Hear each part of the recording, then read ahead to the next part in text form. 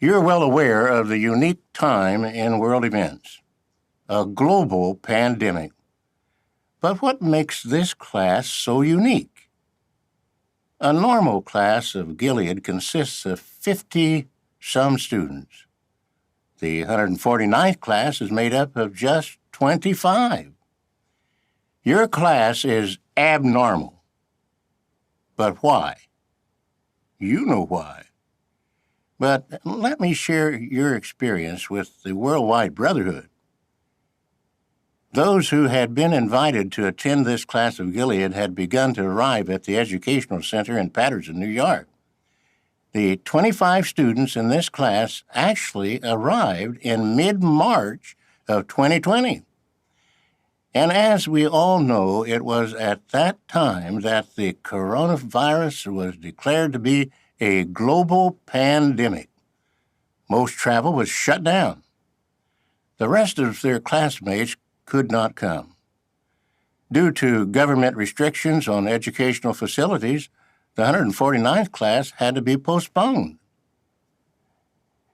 You students were stuck at Paterson, New York, with no classes in session.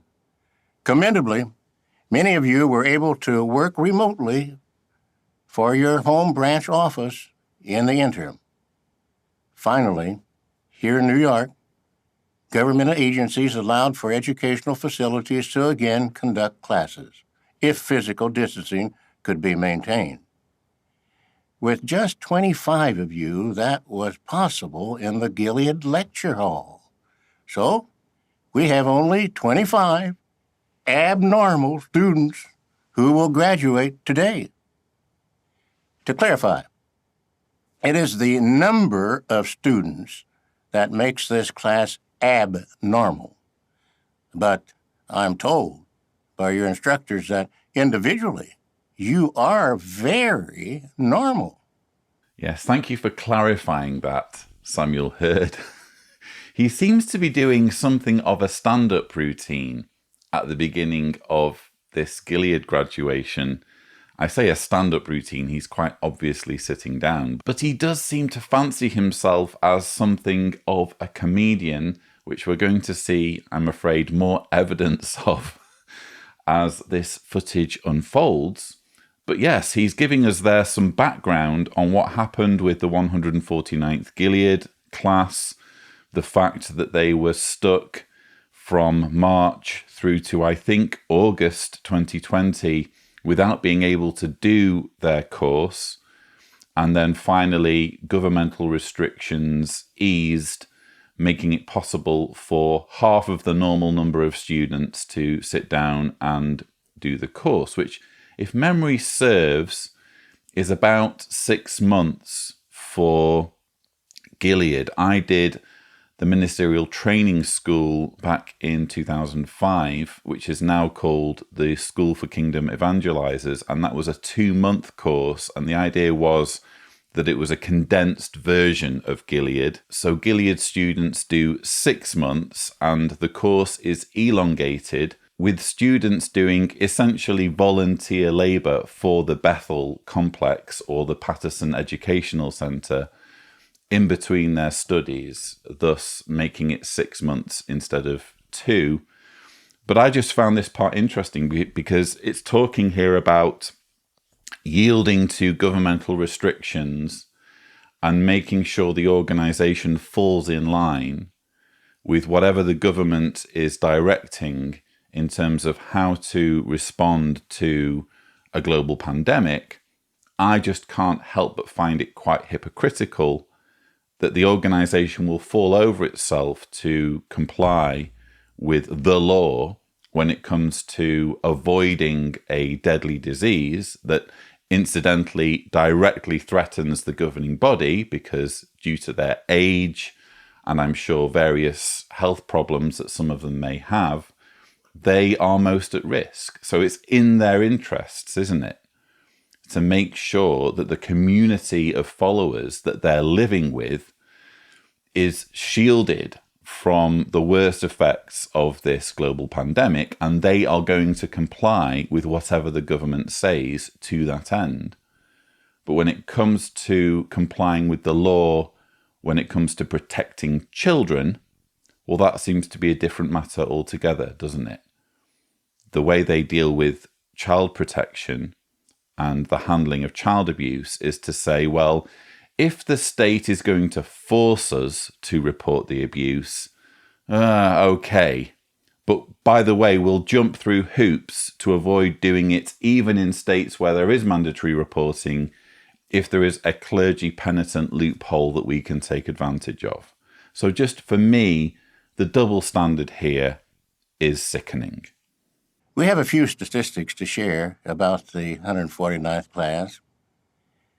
Of the 25 students, 8 are married couples, 7 are single brothers, and there are 2 single sisters in the class. I guess they're still single. All were serving at a Bethel branch facility or at a regional translation office before attending school. So now you all see what I mean about Sam Hurd with his attempts at comedy. Apparently the very fact that some of the Gilead students were single is a reason for joking. That is itself a cause of laughter.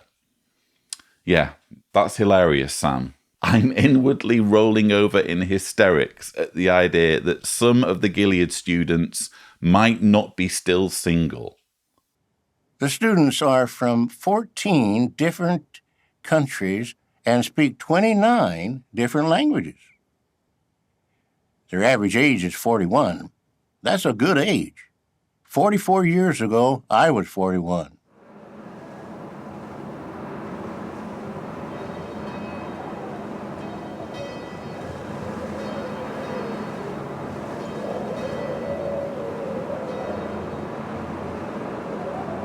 The 25 of you in this class of Gilead are expected to strengthen and stabilize God's people where you are assigned. Well, what does that entail? For you brothers, in time it may mean you will be given more responsibility. But your training has given you another way to stabilize fellow believers in your assignment. And this applies to all 25 of you, whether brothers or sisters. You've been elevated while here at Gilead.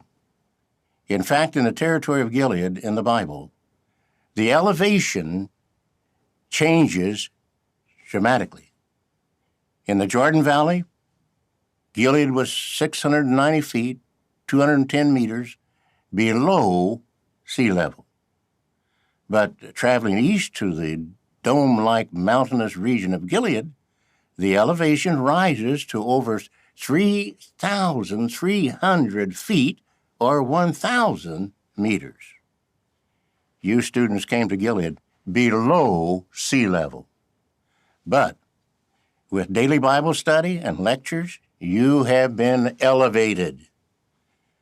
Throughout the past 5 months, your faith has grown. Your spirituality has been enhanced. Your Christian personality has been refined.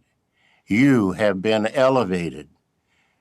You will be going out to your assignment not so much for a heap of witness, but as a heap of example.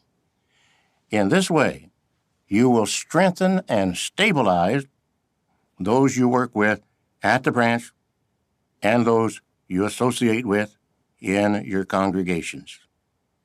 So thankfully, it seems Sam Hurd is done with his comedy routine.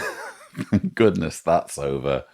Wow. I mean, I guess they're bad jokes anyway, but they're made even worse by the fact that Sam Hurd is reading his jokes off an auto cue. I mean, how do they really expect this is going to look on camera? Reading jokes off an auto cue. No naturalness, no sincerity, no spontaneity. Jokes have to be spontaneous, don't they?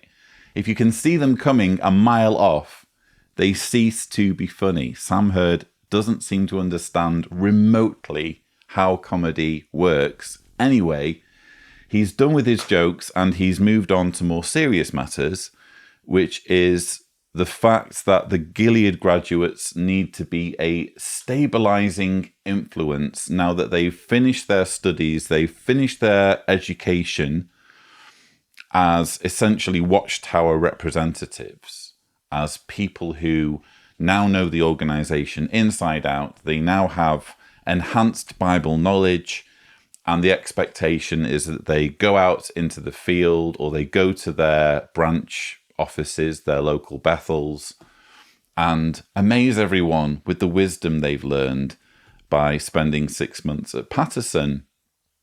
But I hope you noticed the incredibly patronizing, condescending language Sam Hurd used to describe how the Gilead students were when they first arrived at Patterson. He said, "You students came to Gilead below sea level.